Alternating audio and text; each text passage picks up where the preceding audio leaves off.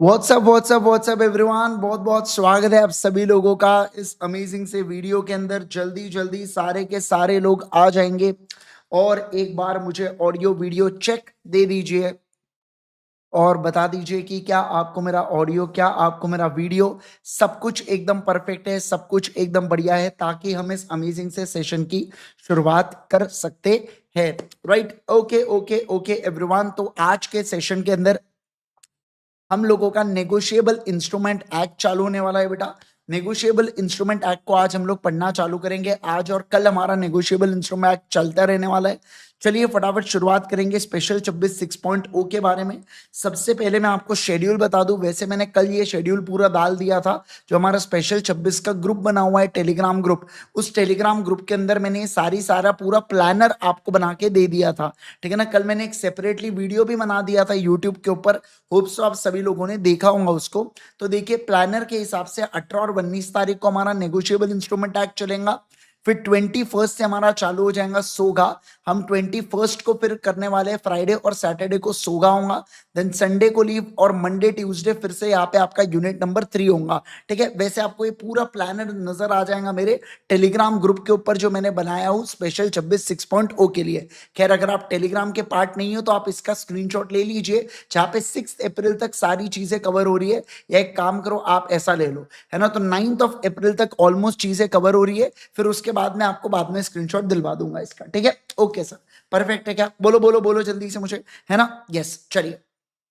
अभी जो क्लासेस है हमारी थोड़ी सी कम चलेंगी, यानी कि जैसे 1 से 1.5 घंटे के बीच में हमारी क्लासेस चलेंगी अभी। ठीक है, ओके बेटा। चलिए आइए, ध्यान दीजिए, सारे लोग ध्यान देना। उससे ज्यादा नहीं चलेंगे, एक मतलब आप, लेकिन जितना मैं पढ़ा रहा हूं उतना पढ़ने के बाद आपने घर पे भी रिवाइज करना है बेटा। और उससे रिलेटेड जितने क्वेश्चन है उसको भी आपने कवर करना है। बस इस बात का आपको ध्यान रखना। इसका इतना फायदा आपको मिलेगा, इतना जबरदस्त फायदा मिलेगा। और इस प्लानर में मैंने आपको पूरा बता के रखा हूं।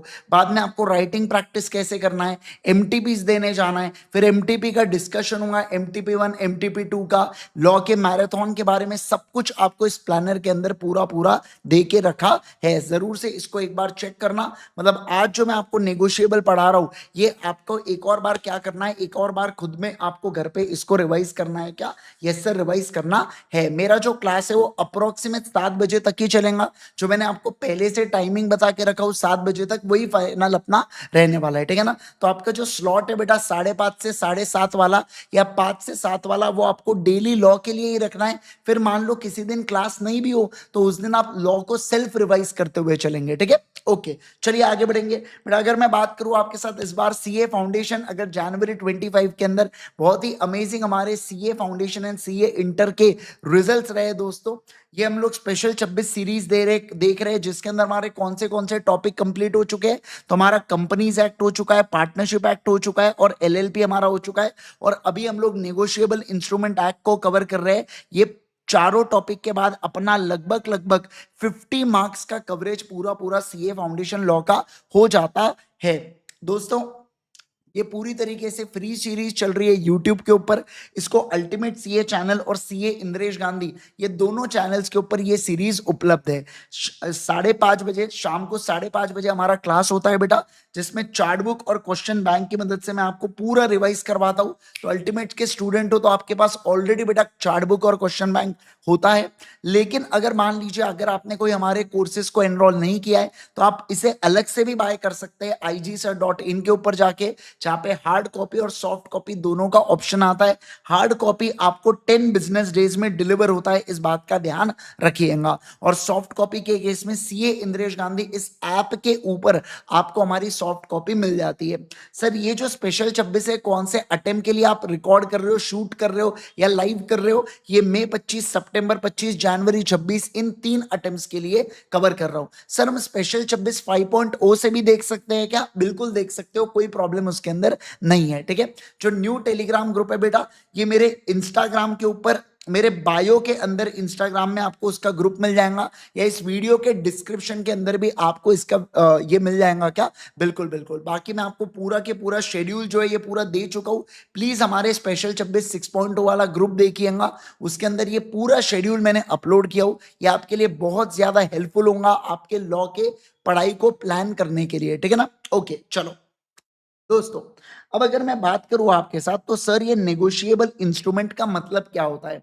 अब हम लोग चालू करने जा रहे हैं बेटा एक्ट से, ठीक है ना। तो नेगोशिएबल इंस्ट्रूमेंट का मतलब क्या होता है सर, आप ये समझाइए। What is meant by negotiable instrument, क्या होता है नेगोशिएबल इंस्ट्रूमेंट्स का मतलब सर, आपको ये समझाइए, बताइए जरा हमें। तो देखो नेगोशिएबल, नेगोशिएबल का मतलब क्या होता है, जो ट्रांसफरेबल होता है। क्या होता है बोलो जल्दी से, ट्रांसफरेबल होता है। और इंस्ट्रूमेंट का मतलब क्या होता है, कोई ना कोई डॉक्यूमेंट। क्या होता है बोलो, कोई ना कोई डॉक्यूमेंट। तो कॉमन सेंस क्या कहता है, नेगोशिएबल इंस्ट्रूमेंट मतलब ऐसा इंस्ट्रूमेंट होता होगा या ऐसा डॉक्यूमेंट रहता होगा जो फ्रीली ट्रांसफरेबल हो। क्या हो बोलो जल्दी से, जो फ्रीली ट्रांसफरेबल हो बाय कस्टम्स ऑफ ट्रेड। तो मतलब ट्रेड की भाषा में, या मैं अगर बात करूं ट्रेड के कस्टम्स में, ट्रेड के चलन में, जो फ्रीली ट्रांसफरेबल हो एक पर्सन से दूसरे पर्सन को। और ये ट्रांसफर दो तरीके से किया जा सकता है, एक तो सिर्फ और सिर्फ डिलीवरी करके, या दूसरा इंडोर्समेंट एंड डिलीवरी करके। एंडोर्समेंट एंड डिलीवरी का मतलब क्या होता है, एंडोर्समेंट का मतलब होता है साइन करके डिलीवर करना। क्या करना बोलो, जैसे देखो चेक को साइन करके आप सामने वाले को देते हो, इसे बोला जाता है एंडोर्समेंट एंड डिलीवरी। और कैश को, जो करेंसी होती है, उसको सिर्फ आप एक पर्सन से दूसरे पर्सन को देते हो। क्या कैश के ऊपर कुछ आप लिख के या साइन करके या लिखते हो कि पूनम बेवफा है, सोनम बेवफा है, वो सब नहीं लिख सकते बेटा, समझ रहे आप बात को, है ना। इसे क्या बोला जाता है, इसे कहा जाता है यहाँ पे एंडोर्समेंट एंड डिलीवरी। क्या बोला जाता है बोलो जल्दी से मुझे, इसे बोला जाता है यहाँ पे एंडोर्समेंट एंड डिलीवरी। क्या आप इस बात को समझ पा रहे हैं, बोलिए मुझे जल्दी से, क्या आप बात को समझ पा रहे हैं क्या। तो मैंने क्या कहा, मैं अगर बात करूं आप लोगों के साथ, मैं अगर कहूं तो ये फ्रीली ट्रांसफरेबल होता है एक पर्सन से दूसरे पर्सन को, दो तरीकों से। एक तो डिलीवरी से और दूसरा एंडोर्समेंट एंड डिलीवरी से। किससे बोलो जल्दी से, एंडोर्समेंट एंड डिलीवरी से। किससे बोलो जल्दी से, एंडोर्समेंट एंड डिलीवरी से। समझ रहे क्या, वॉइस कट रहा है मेरा, वॉइस कट रही है नहीं बेटा निकिता, आप ही के लिए वॉइस कट रही होंगी बेटा, बाकी तो क्या वॉइस कट रही, वॉइस कट रही है क्या बेटा, बाकी लोग जरा बताइए कमेंट सेक्शन के अंदर। वॉइस कट रही है एकदम भयंकर आ रही है, एकदम सर दनादन सुनाई आ रहा है, जरा बताइए मुझे।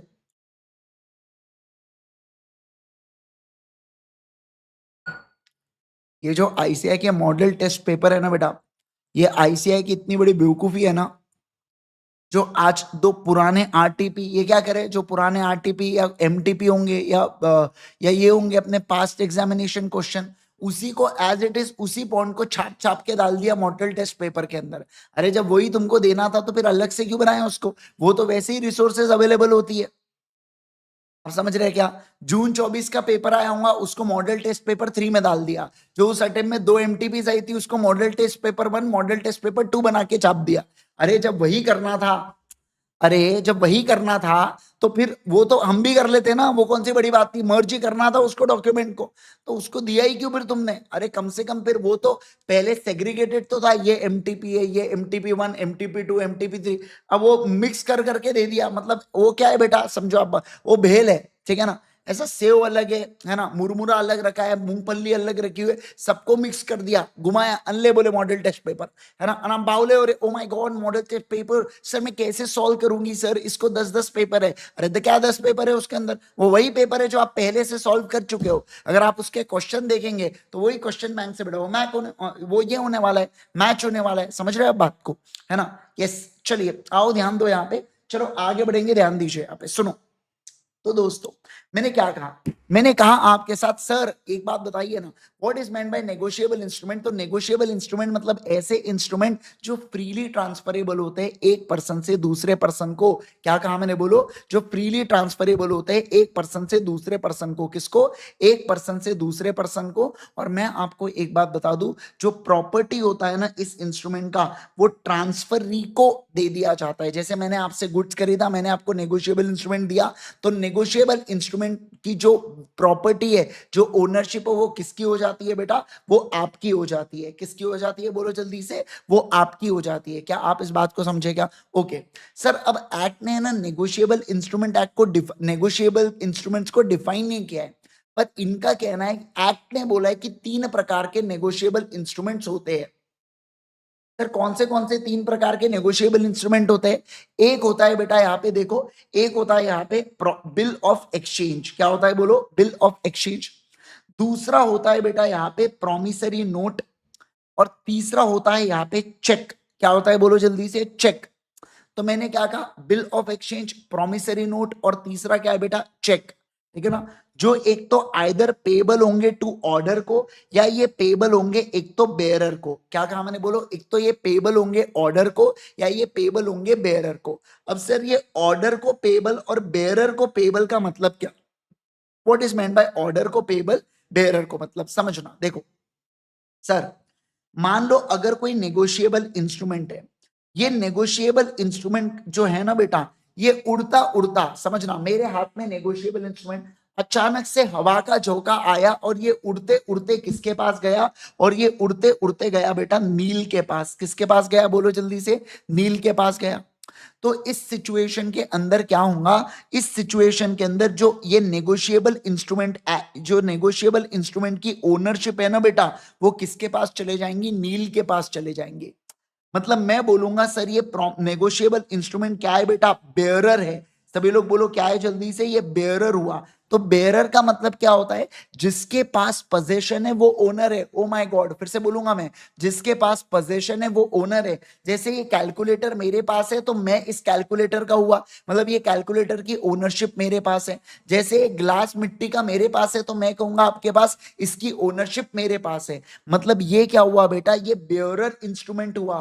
क्या हुआ, बोलो जल्दी से मुझे, ये बेयरर इंस्ट्रूमेंट हुआ। समझे क्या बात को। तो बेयरर इंस्ट्रूमेंट के केस में क्या होता है, जिसको आपको नेगोशिएट या ट्रांसफर करना है तो आपको साइन करने की जरूरत नहीं पड़ती है, सिर्फ आप डिलीवर कर देना उसको, सिर्फ आप किसी सामने वाले पर्सन को दे देना उसको, और उसका नेगोशिएशन मान लिया जाएगा, उसका नेगोशिएशन हो जाएगा। ऐसा हम क्या करेंगे, ऐसा हम अज्यूम कर लेंगे। क्या आप इसको समझ गए, बोलो जल्दी से मुझे, है ना। यानी कि सर मुझे बताइए, अगर आईजी सर के पास कोई नेगोशिएबल इंस्ट्रूमेंट है और वो इस नेगोशिएबल इंस्ट्रूमेंट को अर्पिता को देना चाहते हैं, तो ऐसे केस के अंदर वो इस नेगोशिएबल इंस्ट्रूमेंट को कैसे कैसे बताइए मुझे, कैसे ट्रांसफर करेंगे बेटा, बोलो जल्दी से मुझे, वो कैसे ट्रांसफर करेंगे, सभी लोग जल्दी से बताएंगे। तो सर ट्रांसफर करने के लिए कोई टेंशन की बात ही नहीं है इसके अंदर, समझना बात को, ये कोई बात ही नहीं है इसके अंदर। क्यों इसके अंदर बात नहीं है बेटा, क्योंकि इस सिचुएशन के अंदर एक बात का ध्यान रखना कि सर इसको सिर्फ और सिर्फ डिलीवर भी आप कर दोगे ना, तो आपका काम क्या हो जाएगा, आपका काम बन जाएगा। क्या हो जाएगा, बोलो जल्दी से, आपका काम बन जाएगा। क्या आप इस बात को समझ पा रहे हैं, बोलिए जल्दी से मेरे प्यारे प्यारे बच्चों, क्या आप इस बात को समझ पा रहे हैं क्या मैं जो आपके साथ कह रहा हूं।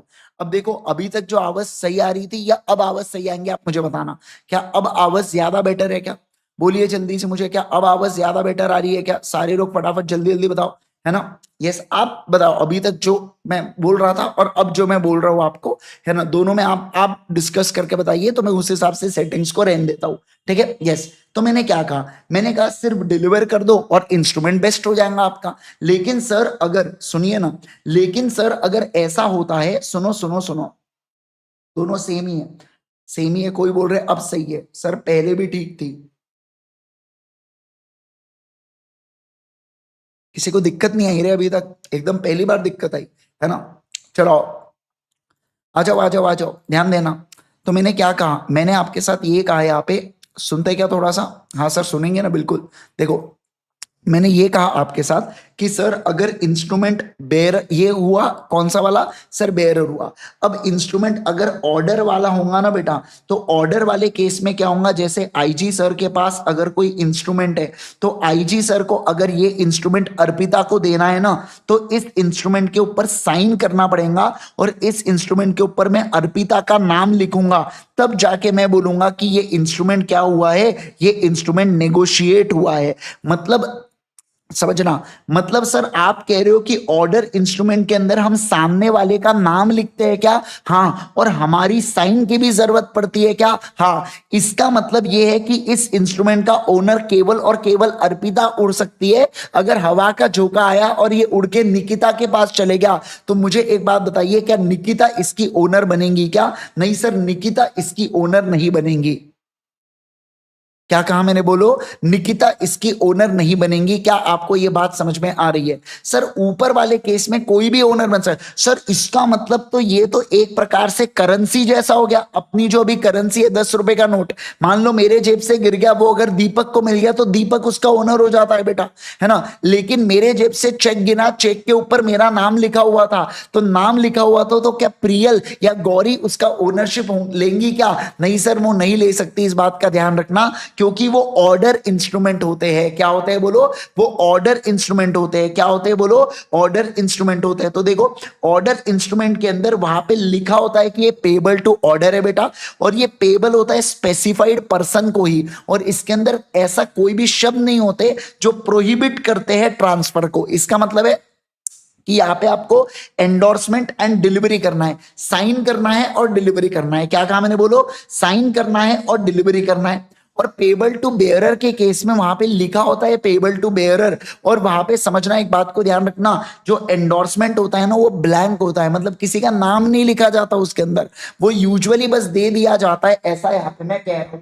अगर आप ध्यान से अपनी करेंसी नोट को भी चेक करोगे ना बेटा, तो करेंसी नोट पे भी लिखा होता है गवर्नर के द्वारा, I promise to pay the bearer sum of 500 rupees. अगर मैं आपको बताऊं तो देखो यहाँ पे लिखा हुआ है, देखो नजर आ रहा है क्या आपको, है ना। देखो, I promise to pay the bearer sum of 500 rupees. आप समझ पा रहे बात को, है ना। तो बेसिकली क्या है, ये जो प्रोमिसरी नोट है ये पूरी की पूरी बेयरर इंस्ट्रूमेंट है। इसके लिए साइन वाइन करने की जरूरत नहीं पड़ती, सिर्फ आप सामने वाले पर्सन को दो और वो डिलीवर मान ली जाती है, वो नेगोशिएट मान ली जाती है। ऐसा यहाँ पे बोला गया है। ओके सर, 10 महीनों की सैलरी नहीं है रे, कुछ भी बोलता है, 2 महीनों की, ठीक है। आओ समझो आप बात को। अगला सर, अब मैं अगर बात करूं आपके साथ तो देखिए, it is to be noted that hundis, treasury bills, bearer debentures, railway receipts, bill of leading, ऐसे बहुत सारे नेगोशिएबल इंस्ट्रूमेंट है। बट हमारा नेगोशिएबल इंस्ट्रूमेंट तो नेगोशिएबल इंस्ट्रूमेंट है केवल 3 इंस्ट्रूमेंट्स के बारे में बात करता है, और वो है बिल ऑफ एक्सचेंज, वो है प्रोमिसरी नोट, और तीसरा कौन सा कहा मैंने? चेक कहा। कौन सा कहा बोलो जल्दी से? चेक कहा। क्या आप बात को समझे इतना? सभी लोग जल्दी से बताएंगे मेरे को, क्या आप लोग इस बात को अभी तक समझे क्या इतना? Got it everyone? सभी लोगों को एकदम क्लियर है, एकदम परफेक्ट, एकदम फैंटास्टिक सर। आ जाओ, अब आगे बढ़ेंगे नेक्स्ट वाले पॉइंट के ऊपर। थोड़ा जरा सा ध्यान देना, अभी जो मैं कॉन्सेप्ट आपको बताने जा रहा हूं उसके ऊपर फोकस करना, ठीक है। सुनो, देखो सर, अब मैं बात करूंगा नेगोशिएबल इंस्ट्रूमेंट के कैरेक्टरिस्टिक्स के बारे में। सर सबसे पहली बात तो, नेगोशिएबल इंस्ट्रूमेंट ओरल नहीं होता है, ये रिटर्न होता है। इसको साइन किया जाता है पार्टीज के द्वारा। ये फ्रीली ट्रांसफरेबल होता है, आप एक पर्सन से दूसरे पर्सन को ट्रांसफर कर सकते हो।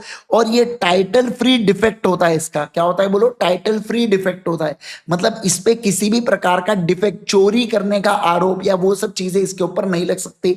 इसके अलावा आप इसको चाहो उतनी बार आप इसको ट्रांसफर कर सकते हो। कोई रिस्ट्रिक्शन नहीं होता कि 10 बार ही ट्रांसफर होगा, 2 बार ही होगा, 3 बार ही होंगे, ऐसा कुछ नहीं होता।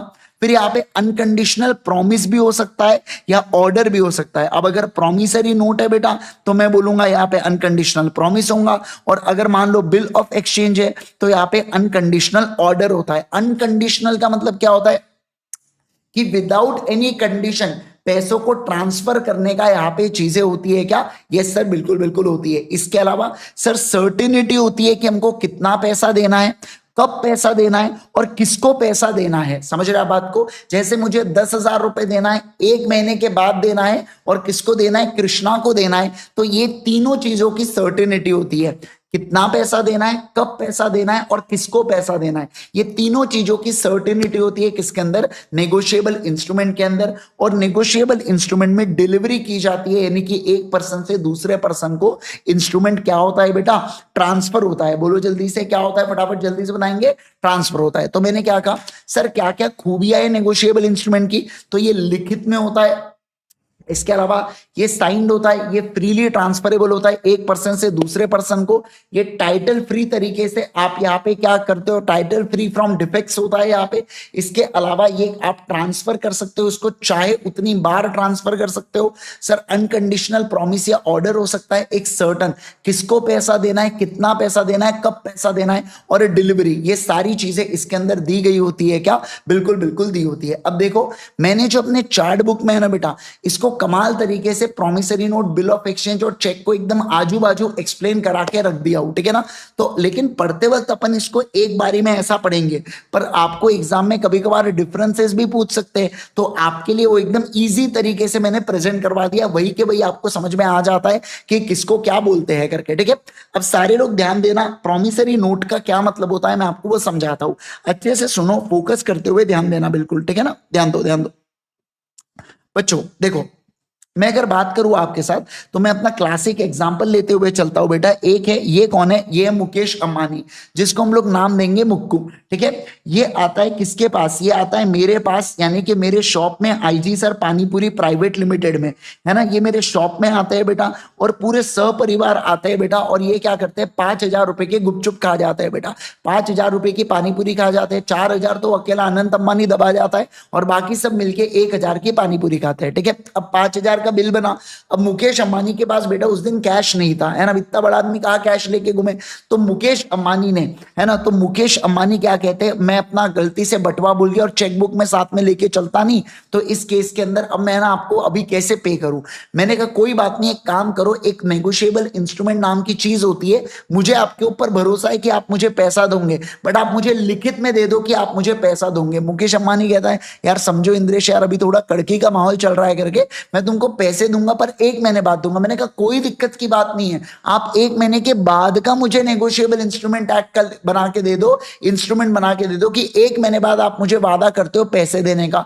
मुकेश अंबानी ने कहा क्या बात कर रहे हो, ऐसा होता है क्या। मैंने कहा बिल्कुल होता है। तो देखो, मुकेश अंबानी ने एक इंस्ट्रूमेंट बनाया, और मुकेश अंबानी ने उस इंस्ट्रूमेंट में लिखा कि 1 महीने बाद मैं आईजी सर को 5,000 रुपए देने का वादा करता हूं। क्या करता हूं, बोलो, वादा करता हूं। मुझे बताइए इंस्ट्रूमेंट किसने बनाया, मुकेश अंबानी ने, और मुकेश अंबानी ने उस इंस्ट्रूमेंट को किसको दे दिया, आईजी सर को दे दिया, मुझे दे दिया। तो मैं इसे क्या बोलूंगा, मैं इसे बोलूंगा, ये क्या है बेटा, ये प्रॉमिसरी नोट है। मतलब देखो ना, मुकेश अंबानी खुद खुद से बोल रहा है ना, वो अनकंडीशनल अंडरटेकिंग ले रहा है, वो प्रॉमिस कर रहा है, वो वादा कर रहा है कि मैं तुम्हें 1 महीने बाद पे करूंगा, मैं तुम्हें 1 महीने बाद पे करूंगा, बराबर है ना। यस, मतलब देखो, अगर आज उसने मुझे प्रॉमिसरी नोट दिया तो 1 महीने बाद मैं उसके पास जाऊंगा और मैं उसको कहूंगा मुक्कू ये पकड़ तेरी प्रॉमिसरी नोट, ला मेरे 5,000 रुपए। समझ पा रहे हैं आप बात को, इस तरीके का ट्रांजैक्शन। मतलब क्या मैं ऐसा बोल सकता, देखो अब देखो सर इसका मतलब क्या हुआ, ये एक ऐसा इंस्ट्रूमेंट है बेटा राइटिंग में जिसके अंदर अनकंडीशनल अंडरटेकिंग होती है। अंडरटेकिंग का मतलब होता है प्रॉमिस होता है, जिसको साइन कौन करता है, मेकर। मेकर कौन है अपने केस में, मुक्कू। जिसमें वो वादा कर रहा है कि मैं एक certain some of money only, यहां पे ध्यान रखना पैसे देने की बात हो रही है, वो ये नहीं बोल सकता 1 महीने बाद रिचार्ज मार दूंगा 5,000 रुपए का जियो का, ऐसा नहीं चलता भाई। मेरे को पैसा मतलब पैसा चाहिए, समझे क्या बात को। किसको मैं पैसा पे करूंगा, एक तो सर्टन पर्सन को, या अगर आईजी सर किसी और दूसरे पर्सन को मुझे पे करने लगा है, या जो भी बेयरर ऑफ इंस्ट्रूमेंट होगा उसको। तो इसका मतलब है कि मुक्कू क्या करेगा बेटा, मुक्कू इस इंस्ट्रूमेंट के ऊपर लिखेगा आईजी सर। मान लो आईजी सर ने वो इंस्ट्रूमेंट को दे दिया था किसको, एमवी सर को, और मैंने उसके ऊपर साइन करके एमवी सर का नाम डाल दिया, तो एमवी सर ड्यू डेट के ऊपर जाएंगे मुक्कू के पास, और मुक्कू को 5,000 रुपए किसको देना पड़ेगा, एमवी सर को देना पड़ेगा। क्या, यस सर, एमवी सर को देना पड़ेगा। क्या आप इस बात को समझे क्या, अरे बोलो ना मेरे को जल्दी से, क्या आप इस बात को समझे क्या, है ना। यस सर, तो हमने क्या कहा सर, प्रॉमिसरी नोट का मतलब होता है ऐसा इंस्ट्रूमेंट जो लिखित में होता है, जिसमें अनकंडीशनल अंडरटेकिंग किया जाता है एक मेकर के द्वारा कि मैं एक पैसा दूंगा तुझको, या तेरे कहने पर किसी और को, या जो भी बेयरर होगा इंस्ट्रूमेंट को उसको। अब इंस्ट्रूमेंट तो कैसा भी हो सकता है, ऑर्डर इंस्ट्रूमेंट, बेयरर इंस्ट्रूमेंट कैसा भी हो सकता है, तो तू या तेरे कहने पर किसी दूसरे को, या जो भी बेयरर ऑफ इंस्ट्रूमेंट होता है उसको। ओके सर, जो मेकर ऑफ इंस्ट्रूमेंट होता है बेटा, उसे ऑब्वियस सी बात है जो प्रॉमिसरी नोट को बनाता है उसे मेकर बोला जाता है। ये जनरली डेटर होता है, और ये इंस्ट्रूमेंट को साइन करता है, जैसे अपने केस में मुकेश अंबानी। सर पेई कौन होता है, जिसको पैसा मिलने वाला होता है। मतलब अपने केस में कौन है बेटा, आईजी सर, या दूसरे केस में कौन है, एमवी सर। समझे क्या आप बात को। तो ये कौन हो गए, ये लोग पेई हो गए बेटा। कौन हो गए बोलो जल्दी से, ये लोग पेई हो गए। समझ में आ गया क्या आपको बात। Yes sir. अब देखो सर प्रॉमिसरी नोट के कुछ कैरेक्टरिस्टिक्स है, ये सेम कैरेक्टरिस्टिक्स है जो एक नेगोशिएबल इंस्ट्रूमेंट के। मतलब क्या, देखो सर ये राइटिंग में होना चाहिए, यहाँ पे एक्सप्रेस प्रॉमिस टू पे होगा, ये ऑब्वियस सी बात है, डेफिनाइट और अनकंडीशनल प्रॉमिस होने वाला है। मुकेश अंबानी ऐसा नहीं बोल सकता 1 महीने के बाद बारिश हुई तो ही मुझे मैं तुझे पैसा दूंगा करके, अरे नहीं भाई। मुकेश अंबानी ऐसा बोल रहे 1 महीने बाद जिस दिन सूरज उगेगा उस दिन मैं पैसा दूंगा। अब तो सूरज तो रोज ही उगता है बेटा, समझ रहे क्या? तो ये तो यूनिवर्सल ट्रूथ हुआ, तो उस केस के अंदर ये बिल्कुल वैलिड प्रॉमिस माना जाता है, फिर कोई प्रॉब्लम नहीं है। सर इसको साइन कौन कर रहा है? मुकेश अंबानी। यहाँ पे केवल और केवल पैसा देना पड़ेगा।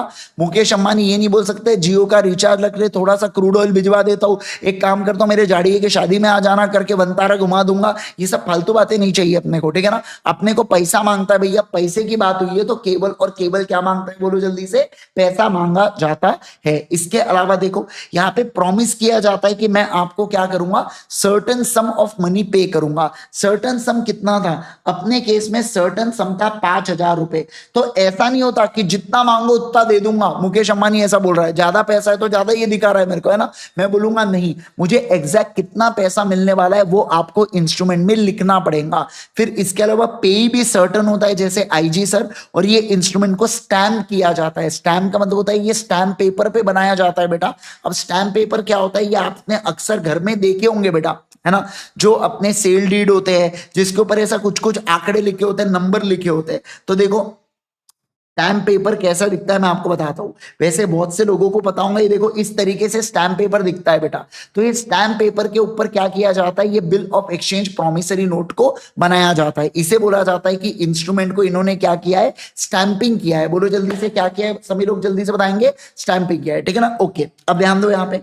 अब ये देखो एक प्रॉमिसरी नोट दिखता कैसे है, तो कितना अमाउंट पे करना है ये ऊपर लिखा होता है। फिर कहां पे ये इंस्ट्रूमेंट बन रहा है, कौन से तारीख को बन रहा है। अब देखो क्या, 3 months आफ्टर द डेट, ये डेट आफ्टर द डेट मतलब इस डेट के 3 महीने बाद आई promise to pay Shri Ramesh, मतलब देखो पे का नाम लिख दिया या उसके ऑर्डर पर 10,000 रुपीज ऑफ वैल्यू रिसीव। तो अपने केस में क्या लिखेंगे, 1 month after I promise to pay Shri Indresh, अरे यार वहां पे श्री लिखा है ना बेटा, तो श्री इंद्रेश और his order a sum of 5,000 rupees, जिसको स्टैंप मार के साइन कर देगा कौन, मुकेश अंबानी। और ये भेज दिया जाता है किसको, रमेश को। अपने केस में भेज दिया जाएगा आईजी सर को, ठीक है। यहाँ पे इन्होंने गलत लिखा है, ये मेकर नहीं है, ये है बेटा कौन, ये है यहाँ पे पेई। कौन है बोलो जल्दी से, पेई। और ये जो राम है ना ये मेकर हुआ, यहाँ पे कौन हुआ बोलो जल्दी से, राम यहाँ पे मेकर हुआ। तो आप अगर मॉड्यूल को भी देखोगे तो इन्होंने मॉड्यूल में गलत लिखा हुआ है, ठीक है ना। तो आपने क्यों गलत छापा सर, ताकि आपको मैं सही बता सकूं कि मॉड्यूल में गलती है और यहाँ पे मैं सही करा रहा हूं करके। आपको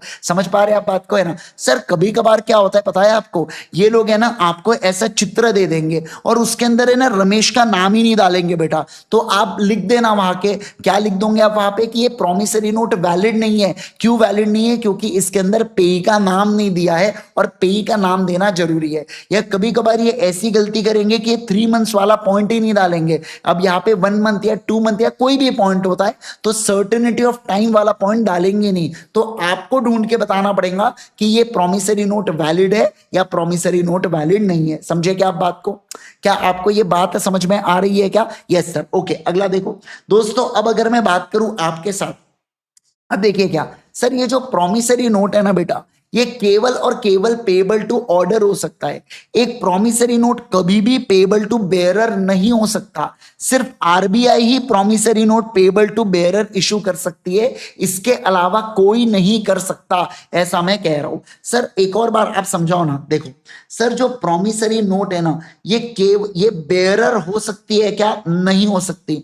मतलब हमेशा हमेशा ये पेबल टू ऑर्डर ही होंगी। मतलब आपको प्रॉमिसरी नोट में हमेशा नाम लिखना पड़ेगा सामने वाले पर्सन का। आप ऐसा नहीं कर सकते कि प्रॉमिसरी नोट आपने विदाउट नेम इशू कर दिया, ऐसा अलाउड बिल्कुल भी नहीं है। सर बेयरर हो सकता है केवल एक केस में, और वो है कि आरबीआई जो करेंसी इशू करती है, जो मैंने अभी आपको बताया करेंसी, वो होती है पेबल टू बेयरर। सिर्फ आरबीआई को अलाउड है बेटा, बाकी इसके अलावा किसी को अलाउड है क्या? नहीं सर, किसी को भी अलाउड नहीं है। क्या आपको ये बात समझ में आ गई?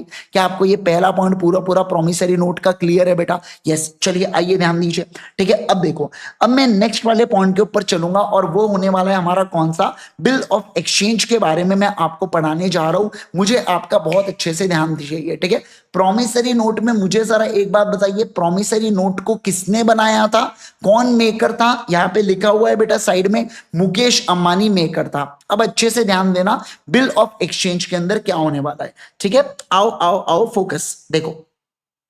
सर सर सर सर अच्छे से देखो, यहां पे है कौन है बेटा, यहां पे है आईजी सर, यहां पे है मुकेश अंबानी। मुकेश अंबानी आते हैं, 5,000 रुपए की पानीपुरी खाते हैं। ठीक है, ओके। अब आप समझो, मैंने मुकेश अंबानी से कहा ठीक है आप एक काम करो, प्रॉमिसरी नोट मुझे 5,000 रुपए का बना के दे दो 1 महीने के बाद का।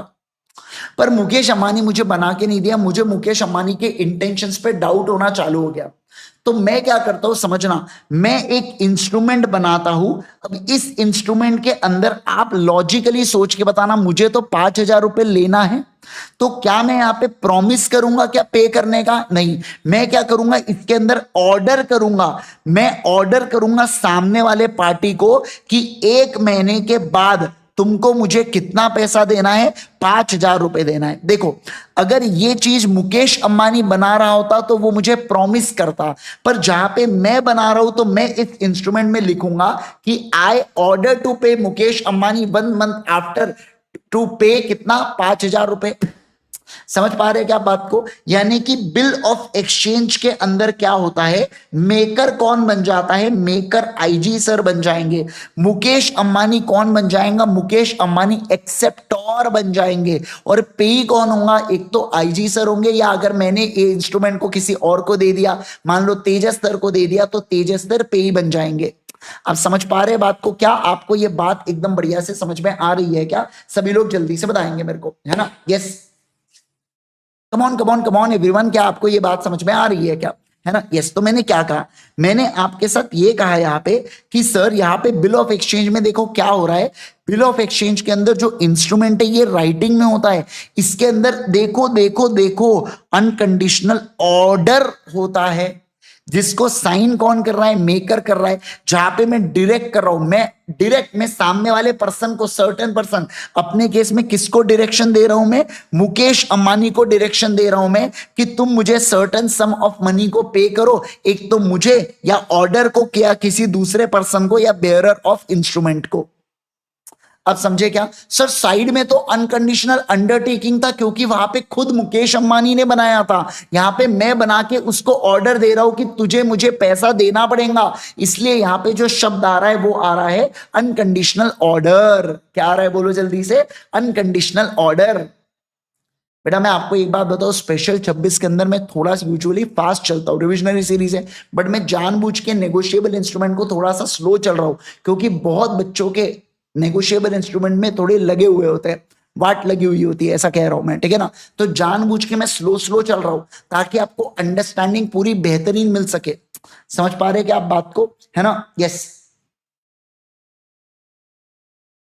Got it, yes. अब देखो सर, ड्रॉवर, ड्रॉवर का मतलब होता है मेकर, जो बिल को बना रहा है।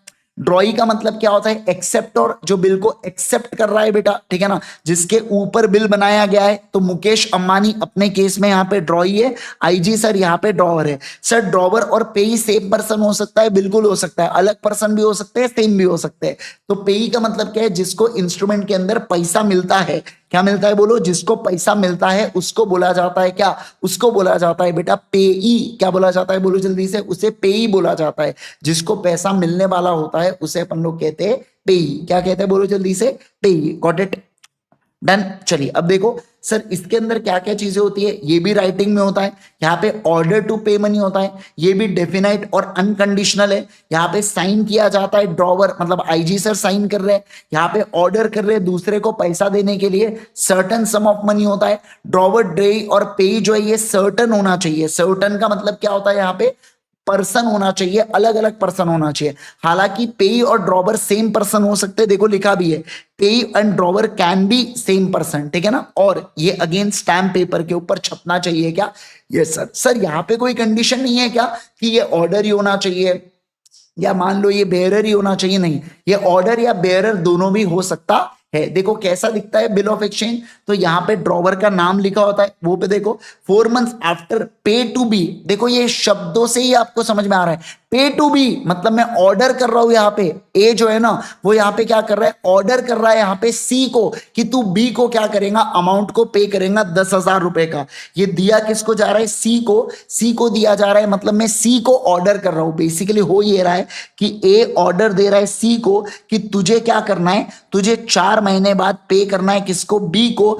कितना रुपया पे करना है, 10,000 रुपया पे करना है। ऐसा ये पूरा ट्रांजैक्शन है, जिसको साइन कौन करता है, ए, क्योंकि बनाया किसने इंस्ट्रूमेंट को, ए ने बनाया, तो ए इसको क्या करने वाला है बेटा, साइन करने वाला है। Done, okay. अगला, अब देखो क्या, अब मैं बात करूंगा चेक से रिलेटेड। सर चेक का मतलब क्या होता है, चेक तो आप सभी लोगों ने घर पे देखे ही होंगे बेटा, बैंकों के चेक होते हैं। तो चेक का मतलब एक ऐसा बिल ऑफ एक्सचेंज है जो एक बैंकर के ऊपर ड्रॉ होता है and not express to be payable otherwise than on demand. मतलब जब on, not otherwise than on demand मतलब जब डिमांड आएंगी तभी पे करना। और इसके अंदर electronic images of truncated check या इलेक्ट्रॉनिक चेक होते हैं। सर नहीं समझ आया, आपने क्या बोला, इतनी सारी बातें बता दी सर, कुछ पल्ले नहीं पड़ा। देखो मैं आपको बताता हूं, मान लीजिए यहाँ पे आईजी सर है और यहाँ पे कौन है, मुकेश अंबानी है। मुकेश अंबानी ने मुझे क्या दिया, 5,000 रुपए का चेक दिया बेटा। क्या दिया बोलो, 5,000 का चेक दिया। अब मेरी बैंक है फेडरल बैंक, मुकेश अंबानी की बैंक है बेटा एसबीआई बैंक। तो मैं क्या करता हूं, इस 5,000 रुपए के चेक को देता हूं अपने बैंक के पास। मेरी बैंक इसको डिमांड करती है किससे, मेरी बैंक मेरे बिहाफ में डिमांड करती है इसको एसबीआई से। और एसबीआई बोलेगा अगर मुकेश अंबानी के अकाउंट में पैसा है तो एसबीआई बोलेगा ले जा पैसा, कोई दिक्कत की बात नहीं है। समझ रहे आप बात को, 5,000 रुपए मुझे दे देता है। तो आप ध्यान दो, बेसिकली हुआ क्या, मुकेश अंबानी ने जब चेक ड्रॉ किया ना तो उसने एसबीआई के ऊपर चेक ड्रॉ किया। उसने इनडायरेक्टली एसबीआई से कहा कि अगर तुम्हारे पास कोई व्यक्ति आता है 5,000 रुपए मांगने के लिए, मेरा ये चेक को साइन किया हुआ, तो आप उसको 5,000 रुपए दे देना। क्या कर देना बोलो, आप उसको 5,000 रुपए दे देना। समझे आप बात को। अब आप ये डेफिनेशन पढ़ के देखो बेटा, जो यहाँ पे डेफिनेशन दे के रखिए, अब वो पढ़ो, देखो क्या सही समझेगा। चेक एक ऐसा बिल ऑफ एक्सचेंज है जो ड्रॉन किया जाता है स्पेसिफाइड बैंकर। मुझे बताइए मुकेश अंबानी ने चेक ड्रॉ किया तो उसका बैंकर कौन होगा यहाँ पे, एसबीआई, जिसको बोला जाता है not otherwise payable than on demand. मतलब जब डिमांड आएंगी तो ही पे करना। मुझे एक बात बताइए, अगर मैंने अपने बैंक में चेक ही नहीं डाला तो ऑटोमेटिकली सपना आएगा कि एसबीआई को अरे 5,000 रुपए आईजी सर को देना ही पड़ता करके, नहीं बेटा। जब तक मैं डिमांड नहीं करूंगा तब तक एसबीआई पैसा देंगी क्या, नहीं देंगी। और इसके अंदर अब सीधी सी बात है बेटा, फेडरल बैंक क्या आपको सही में लगता है फिजिकल चेक ट्रांसफर करेंगी क्या, नहीं सर। वो इलेक्ट्रॉनिक इमेज बनाएंगे चेक का और वो एसबीआई को दिखाएंगी, एसबीआई उसकी मदद से पेमेंट कर देंगी। बाद में उस इलेक्ट्रॉनिक इमेज को डिस्ट्रॉय कर दिया जाता है, उस फिजिकल चेक को। समझे। तो इस केस के अंदर सर, इसके अंदर जो इलेक्ट्रॉनिक इमेज की मदद से भी पेमेंट होता है सर, उसको भी अपन लोग क्या कहते हैं सर, चेक कहते हैं। बोलो जल्दी से, क्या कहते हैं, चेक कहते हैं। ओके सर, इसके अंदर 3 लोग होते हैं। पहला होता है ड्रॉवर, जिसने चेक को बनाया है। अपने केस में चेक को किसने बनाया, मुकेश अंबानी ने। The person who draws the cheque, that is makes the cheque, जिसे डेटर बोला जाता है। फिर होता है ड्रॉई, ड्रॉई मतलब जिसके ऊपर चेक फाड़ा है। तो बैंक के ऊपर चेक फाड़ा है बेटा, ये हमेशा ऑलवेज बैंकर रहने वाला है। अपने केस के अंदर कौन है, अपने केस के अंदर एसबीआई है बेटा, जिसके ऊपर चेक फाड़ा गया और ये पेमेंट करने वाला है चेक का। और पे मतलब जिसको पैसा मिलने वाला है। अपने केस में कौन था जरा बताइए, आईजी सर अपने केस में सर पे थे।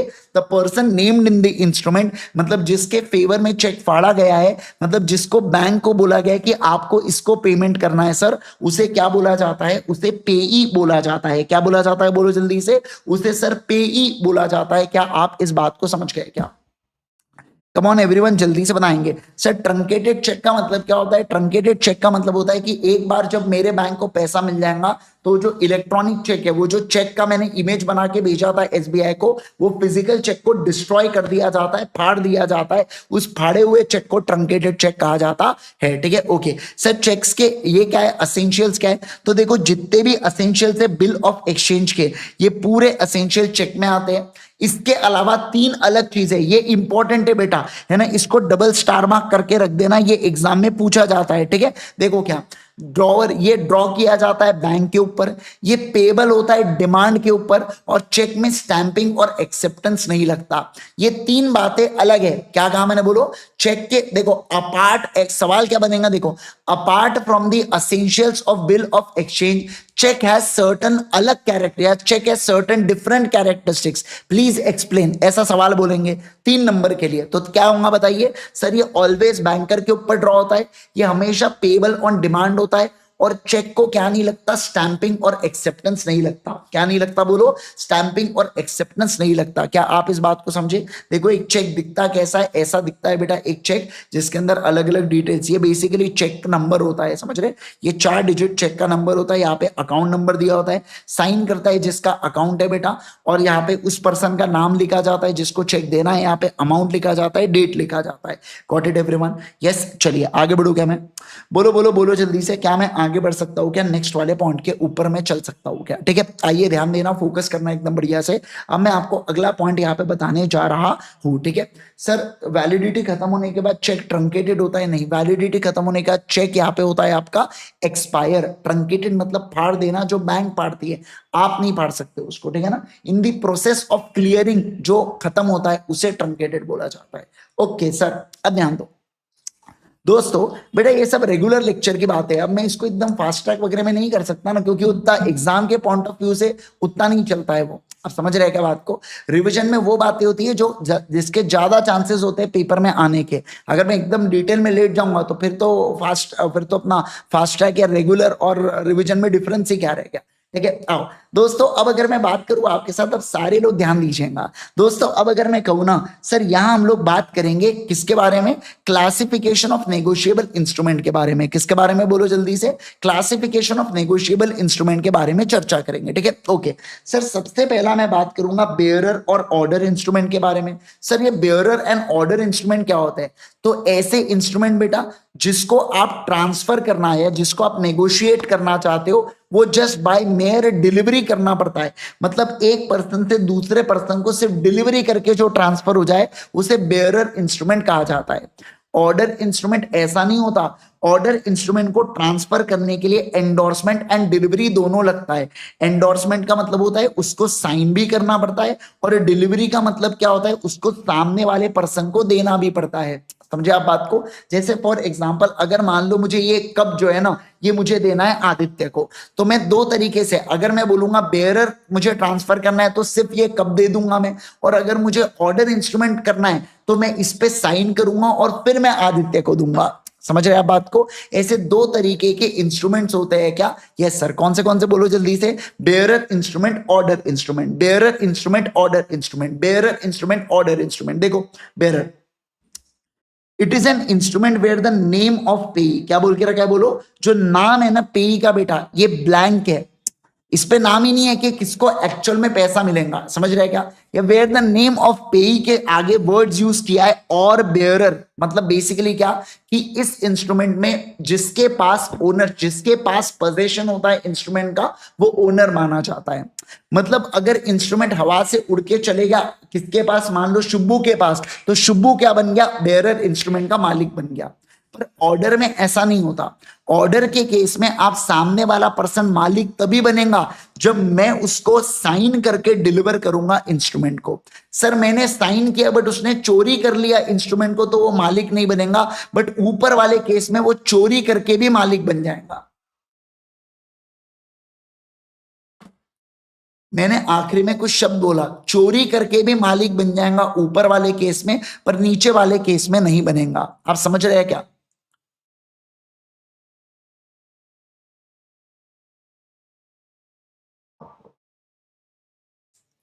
क्या आप बात को समझ पा रहे हैं क्या? तो इट इज एन, समझना, it is an instrument which is payable to bearer और पेबल टू पर्सन। देखो ध्यान रखना, ये पर्सन को पेबल होता है बेटा, ये payable to order of person where last endorsement is full, यानी कि पूरा नाम वाम और साइन वाइन करके एंडोर्समेंट करूं, तो जिस पर्सन का नाम या साइन डाल के मैंने एंडोर्समेंट किया है, केवल और केवल उसी को क्या मिलने वाला है सर? केवल और केवल उसी को पैसा मिलने वाला है, उसके अलावा किसी दूसरे पर्सन को या दूसरे पर्सन को पैसा मिलेगा क्या? नहीं सर, नहीं मिलेगा। फिर फिर मैं बात करूंगा अब यहाँ पे इनलैंड इंस्ट्रूमेंट और किसके बारे में, फॉरेन इंस्ट्रूमेंट के बारे में। ओके सर, ये इनलैंड और फॉरेन इंस्ट्रूमेंट क्या होता है? देखो मैं आपको एक बात बता दूं, फॉरेन इंस्ट्रूमेंट मतलब ऐसा इंस्ट्रूमेंट जो इनलैंड नहीं है। तो इनलैंड कैसा इंस्ट्रूमेंट होता है सर? तो जो फॉरेन नहीं है वो इनलैंड इंस्ट्रूमेंट नहीं। इनलैंड इंस्ट्रूमेंट के केस में देखो क्या होता है, समझना बात को। ऐसा इंस्ट्रूमेंट जो क्या किया गया है बेटा, जो मेड इन इंडिया है। क्या है बोलो जल्दी से। देखो सर यहाँ पे मैं एक है ना एक चार्ट बनाऊंगा, ये चार्ट से बहुत इजी हो जाएगा आपके लिए। देखो ऐसा नेगोशिएबल इंस्ट्रूमेंट जो क्या है, जो मेड इन इंडिया है। कहाँ बनाया गया है बोलो जल्दी से। सर ये इंडिया के अंदर बनाया गया है ना, ये इंडिया के अंदर बनाया गया है। एंड समझना, पेबल इन या drawn upon any person resident in India. क्या बोला यहाँ पे देखो, एंड मेड पेबल इन या drawn upon any person payable in India. इसका मतलब देखो क्या बोला, एंड इसके साथ साथ ये क्या है बेटा, पेबल इन इंडिया। एक तो ये पेबल पेबल इन इंडिया और और और क्या बोला है, और देखो यहां पे drawn upon person resident in India, drawn upon person resident in India.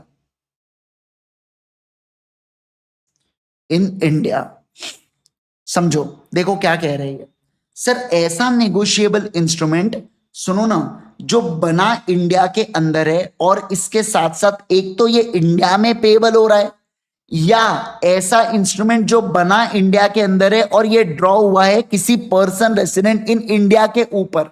तो इन दो देखो मतलब नेगोशिएबल इंस्ट्रूमेंट इन, समझना मैं क्या कह रहा हूं यहां पे। अगर इनलैंड इंस्ट्रूमेंट कहना है तो दो तरीकों से वो इनलैंड इंस्ट्रूमेंट बन सकता है। पहला है कि वो मेड इन इंडिया के साथ साथ पेबल इन इंडिया हो जाए, या दूसरा है मेड इन इंडिया के साथ साथ drawn upon person in resident in India हो जाए। अब समझो जैसे एग्जांपल के लिए देखो, सुनो बात को। सर ऐसा नेगोशिएबल इंस्ट्रूमेंट जो बना है बेटा अमेरिका के अंदर, और ये क्या बना गया, और समझना बात को, ये कोलकाता में पेबल है। किसको? कोलकाता में पेबल है मुकेश को जो दिल्ली में रहता है। कहां रहता है बोलो? मुकेश को जो दिल्ली में रहता है।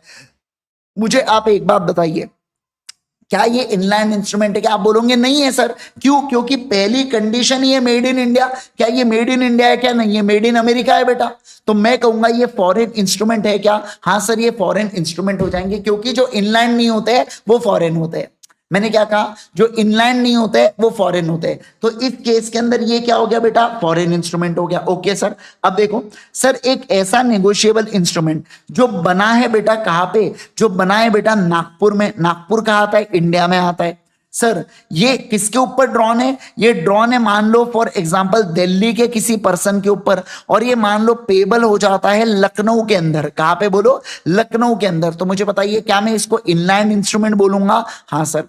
सर एक और सुनो, फिर नेगोशिएबल इंस्ट्रूमेंट जो बना है बेटा इंडिया के अंदर, सर ये पेबल है कहां पे?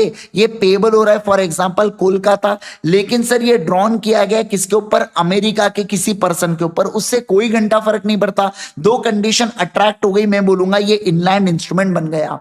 मतलब 100 बात की एक बात बेटा, कि इनलैंड इंस्ट्रूमेंट बनाने के लिए मेड इन इंडिया हो, और इसके साथ साथ एक तो पेबल इन इंडिया हो, या drawn upon person resident in India हो। मतलब इंडिया में पे होना चाहिए या किसी इंडिया के पर्सन के ऊपर ड्रॉ होना चाहिए। तो हम लोग उसे कह देते हैं कि सर ये क्या बन चुका है? सर ये बन चुका है इनलैंड इंस्ट्रूमेंट। समझ गए क्या? तो देखो promissory note, bill of exchange drawn और made in India and made payable in or drawn upon person resident in India is deemed to be inland instrument, and inland instrument remains inland even if इसको आप endorse करो foreign country के अंदर।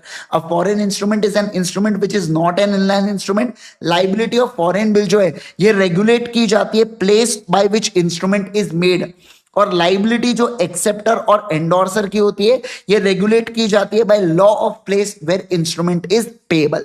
इसका मतलब sir थोड़ा सा आप समझाओगे क्या?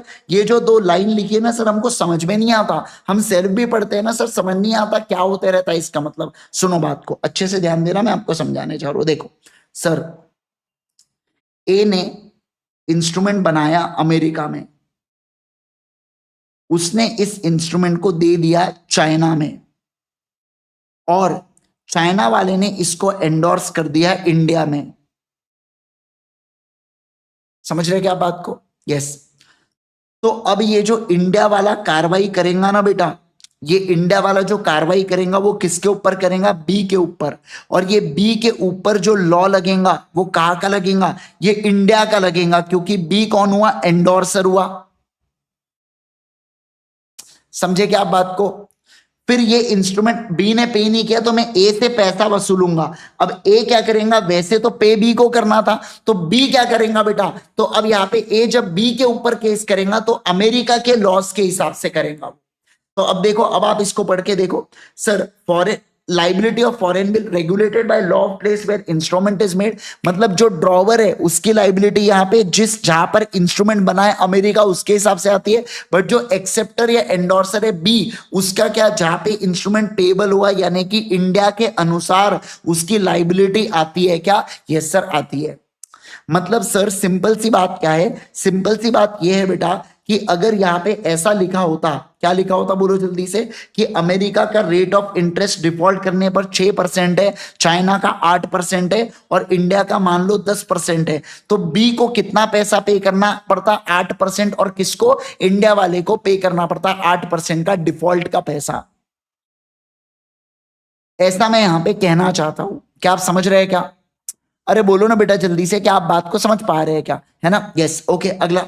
अब देखो मैं क्या कह रहा हूं, अब मैं बात कर रहा हूं इनकोएट इंस्ट्रूमेंट के बारे में और एम्बिग्यूअस इंस्ट्रूमेंट के बारे में।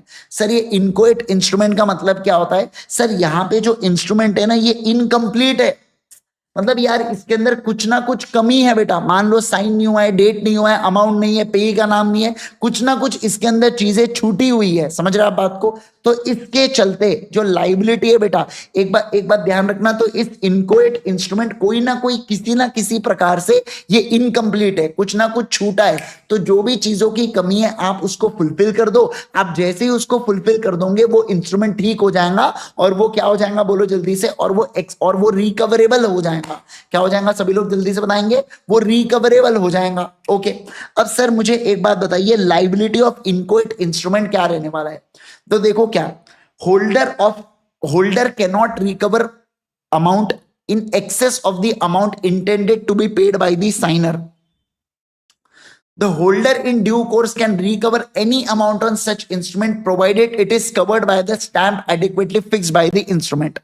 अब मैं आपको इसका मतलब समझा रहा हूं, एकदम अच्छे से सुनना। ये वाला पॉइंट एकदम खतरनाक है जो आपके एग्जाम में पूछा जाएगा। सबसे बड़ा मेन प्रॉब्लम क्या है कि इंस्टीट्यूट ने होल्डर इन ड्यू कोर्स को एक्सप्लेन नहीं किया, इसलिए बच्चों को समझ में नहीं आता ये पॉइंट क्या रहा है करके। पर मैं हूं ना बैठा, मैं आपको समझाऊंगा। देखो क्या सर, मुकेश अंबानी ने क्या किया? मुकेश अंबानी ने मुझे प्रॉमिसरी नोट दिया। उस प्रॉमिसरी नोट के ऊपर जो स्टैंप लगा हुआ था ना, वो स्टैंप लगा हुआ था, मान लो 1000 रुपए का स्टैंप लगा हुआ था। इसका मतलब ये है कि उसके अंदर मैं अमाउंट फिल कर सकता हूं अप टू 10,000 रुपीज। समझ रहे आप बात को? भले मुकेश अंबानी को मुझे 5,000 रुपए देना था, भले मुकेश अंबानी को मुझे 5,000 रुपए देना था। कितना देना था बोलो जल्दी से? भले मुकेश अंबानी को मुझे 5,000 रुपए देना था, बट वो जो स्टैम्प पेपर था उसकी वो 1,000 रुपए वाला स्टैम्प पेपर था, तो उसके जो अमाउंट, जो मैक्सिमम अमाउंट उस स्टैम्प पेपर में लिखी जाती है वो 10,000 रुपए तक हो सकती है। ये मैं कह रहा हूं क्या? ये मैं कह रहा हूं मेरे मैक्स अमाउंट के बारे में। किसके बारे में बोलो जल्दी से? मैक्स अमाउंट के बारे में। आप समझ में आया कि आपको इतना? अरे बोलो बच्चों, क्या आपको इतना समझ में आया? यस। अब ध्यान देना, मैं जो कह रहा हूं आपके साथ एकदम खतरनाक पॉइंट। अब देखिए, मुकेश अंबानी ने ये इंस्ट्रूमेंट आईजी सर को दे दिया, बट उसके अंदर ना ये अमाउंट जो 5,000 रुपए, इनका इंटेंशन कितना था? इनका इंटेंशन था 5,000 रुपए देने का। वो 5,000 रुपए डालना वाला अमाउंट भूल गए, तो ये इनकोएट इंस्ट्रूमेंट बन गया। हाँ, अब मैंने ये इंस्ट्रूमेंट को है ना किसको दे दिया? मोनीश को दे दिया, एमवी सर को दे दिया। ऐसे ही मोनीश सर का बर्थडे था, मैंने उनको गिफ्ट कर दिया इंस्ट्रूमेंट। तो मैं आपको एक बात बताऊं मोनीश सर, अब ये जो इंस्ट्रूमेंट है ना इसके अंदर अमाउंट अभी ब्लैंक है, तो इसके अंदर मोनीश सर अमाउंट को फिल कर सकते हैं, पर मैक्सिमम कितना फिल कर सकते हैं? 5,000 रुपए। क्यों? क्योंकि मोनीश सर है होल्डर। क्या है बोलो जल्दी से? Holder. On the other hand, दूसरा एग्जाम्पल, अगर मैंने ये इंस्ट्रूमेंट एग्जाम्पल के लिए तेजस सर को दिया होता, क्योंकि मैंने तेजस सर से फोन खरीदा था और मैंने बदले में मैं उनको क्या दे रहा हूं, ये इंस्ट्रूमेंट दे रहा हूं, तो तेजस सर बन जाएंगे होल्डर इन ड्यू कोर्स। क्यों? क्योंकि फॉर गुड कंसिडरेशन उन्होंने इस इंस्ट्रूमेंट को रिसीव किया है। तो तेजस सर इस इंस्ट्रूमेंट के ऊपर कितना अमाउंट डाल सकते हैं?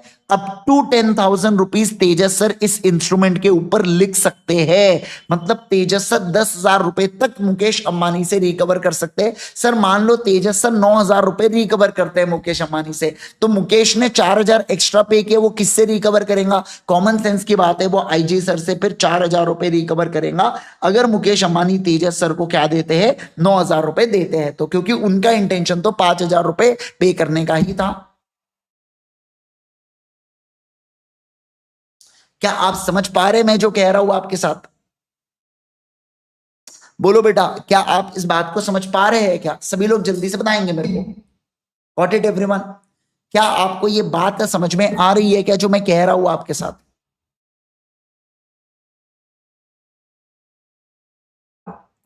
यस। तो जिस समय आप इंस्ट्रूमेंट को एंडोर्स करते हो, फॉर वैल्यू एंडोर्स करते हो, तो सामने वाला व्यक्ति होल्डर इन ड्यू कोर्स बनता है। पर आप नॉर्मल एंडोर्स करते हो, गिफ्ट दे दिया, चोरी हो गया, तो उससे सामने वाला व्यक्ति होल्डर बनता है। क्या बनता है? बोलो, होल्डर बनता है। और वो इंटेंशन से ज्यादा पैसों को रिकवर नहीं कर सकता। और इंटेंशन कितना था? 5,000 रुपए देने का। ये बातें केवल और केवल कुछ बच्चों को समझ में आती है बेटा, समझ रहे हैं क्या आप बात को? ये बातें सबको समझ में नहीं आती, मैं आपको बता रहा हूं। आपको आधे बच्चे फंसे रहते हैं इसके अंदर कि सर कहां पे क्या हो रहा है, कुछ पल्ले ही नहीं पड़ रहा है। अब आप पढ़ के देखो, देखो होल्डर जो होगा MV sir can not recover the amount in excess of the amount intended to be paid by the signer. मतलब मुकेश अंबानी का इंटेंशन था 5,000 रुपए का, उससे ज्यादा का अमाउंट क्लेम नहीं किया जा सकता। जो होल्डर इन ड्यू कोर्स है ना, ये क्या कर सकता है? He can recover any amount on such instrument provided it is covered by the stamp affix on the instrument. लेकिन होल्डर इन ड्यू कोर्स जो है ना, वो कितना भी अप टू द स्टैंप पैसा ले सकता है, यानी कि 10,000 रुपए तक का पैसा ले सकता है। Got it?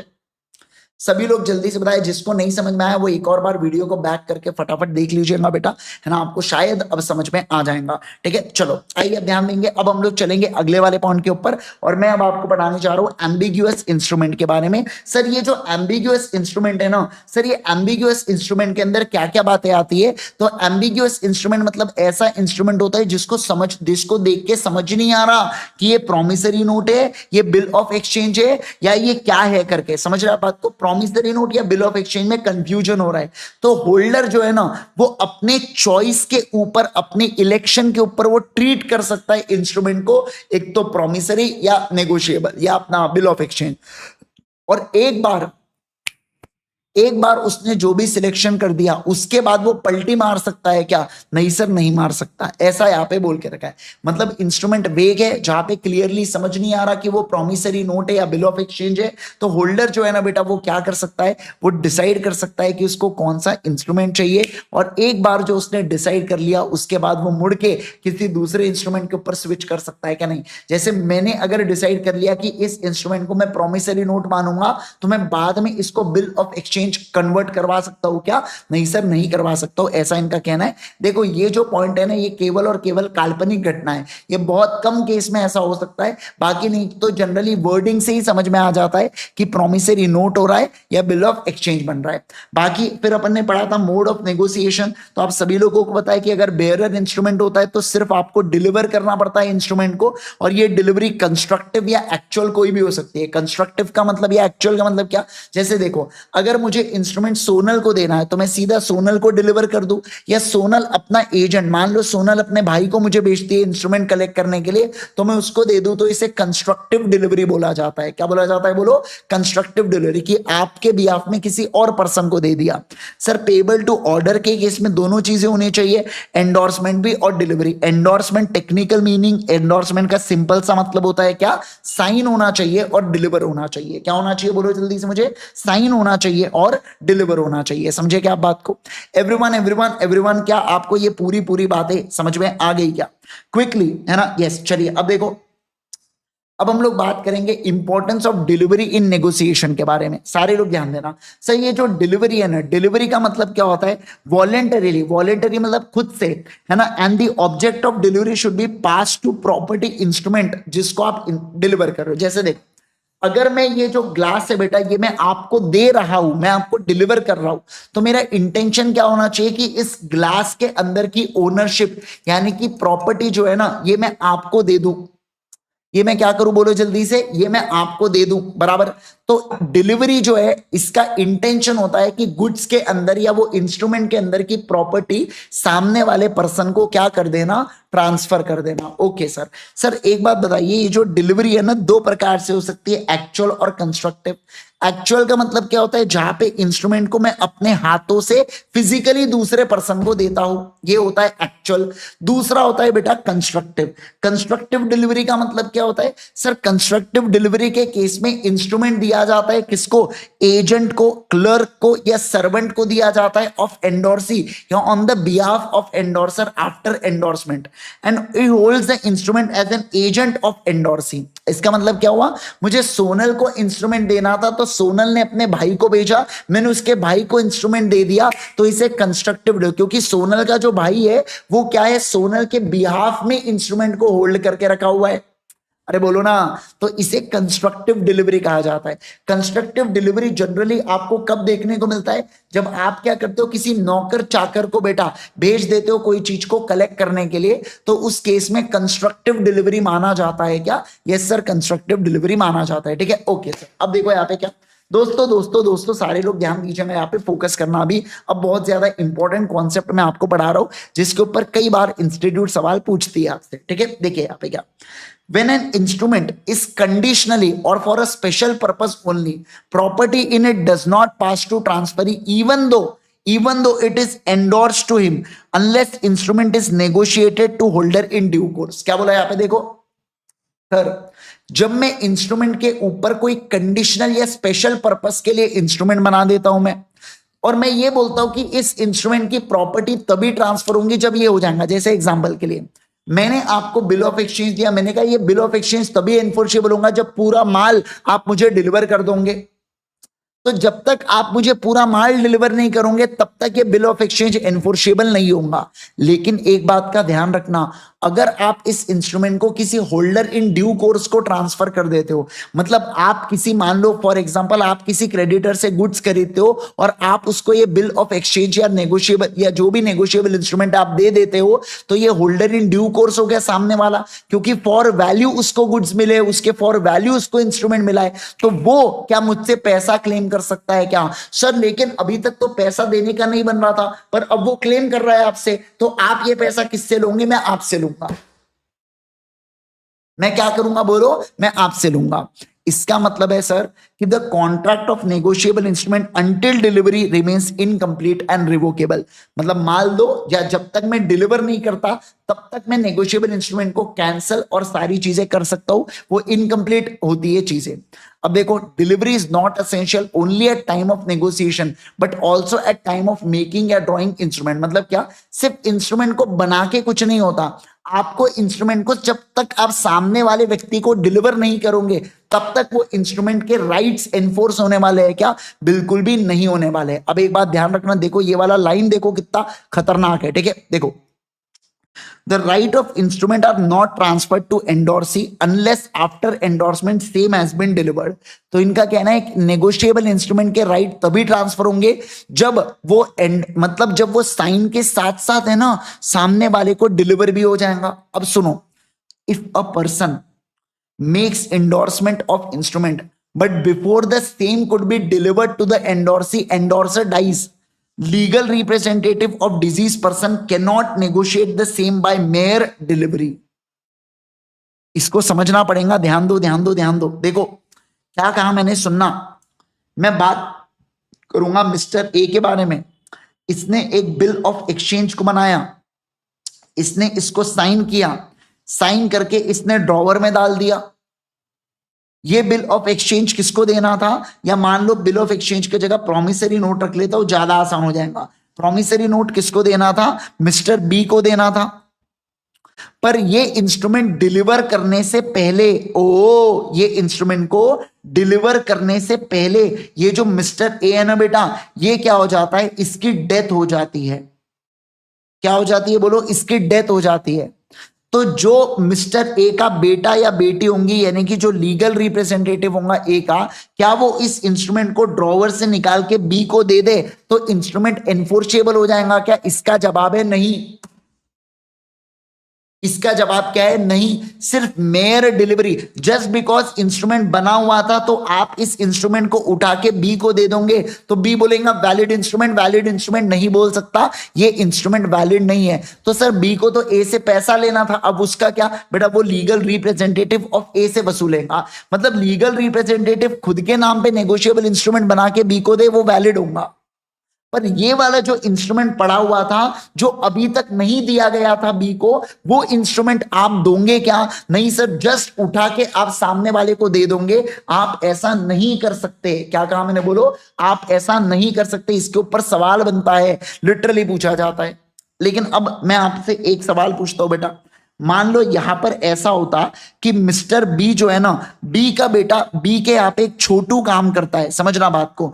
मिस्टर ए ने ये जो प्रॉमिसरी नोट है ये छोटू को दे दिया था, छोटू ने अभी तक बी को नहीं दिया है, उससे पहले मिस्टर ए निपट लिए बेटा।